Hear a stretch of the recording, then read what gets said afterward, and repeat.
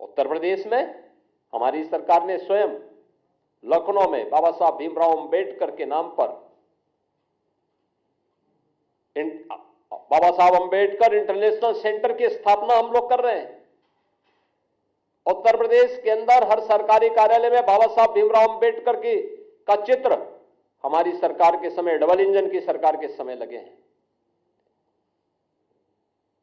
आजादी के बाद उत्तर प्रदेश से पहला दलित देश का राष्ट्रपति भी बनता है। पहली बार देश के अंदर कोई महिला जनजाति समाज से जुड़ी हुई एक मातृशक्ति भारत के सर्वोच्च संवैधानिक पद पर बैठती है। प्रधानमंत्री मोदी जी की प्रेरणा, उनकी लीडरशिप सबको सम्मान देने की है। गृह मंत्री जी के एक बयान को संसद में, वह भी संविधान दिवस के अवसर पर, और संविधान दिवस का यह आयोजन भी 26 नवंबर की तिथि को संविधान दिवस के रूप में पूरा देश आयोजित करके बाबा साहब भीमराव अंबेडकर के प्रति अपनी श्रद्धा और सम्मान का भाव व्यक्त करेगा। यह प्रेरणा प्रधानमंत्री मोदी जी की है।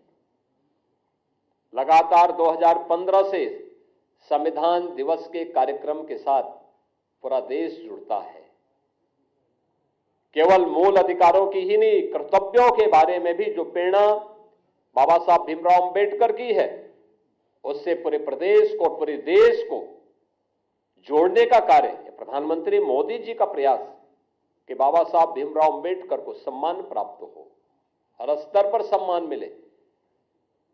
और संसद पर जब इन कार्यों को लेकर के संविधान सभा को, संविधान दिवस को लेकर के चल रही चर्चा का जवाब देते हुए आदरणीय गृह मंत्री जी ने अपना भाषण कर रहे थे।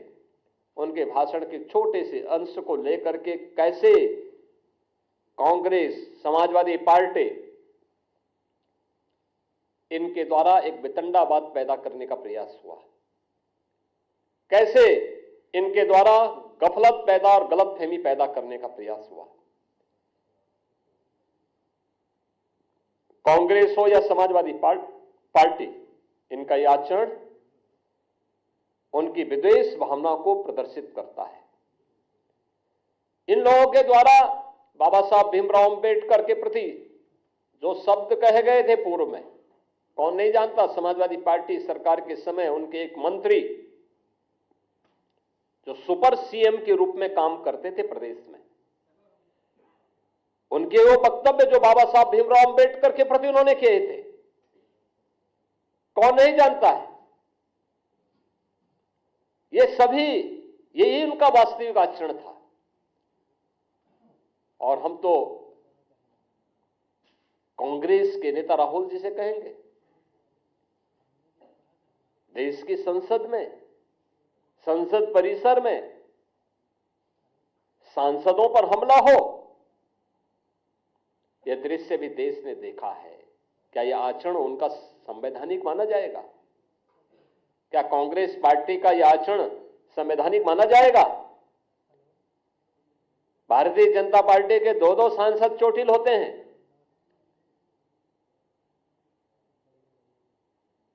एक बुजुर्ग सांसद, पूर्व केंद्रीय मंत्री चोटिल होते हैं, उन्हें गिराया जाता है। यानी अपने सारे कृत्यों को, मारपीट के कृत्यों को, बुजुर्गों को धक्का देने की कृत्यों को ये संवैधानिक बनाने का प्रयास करते हैं।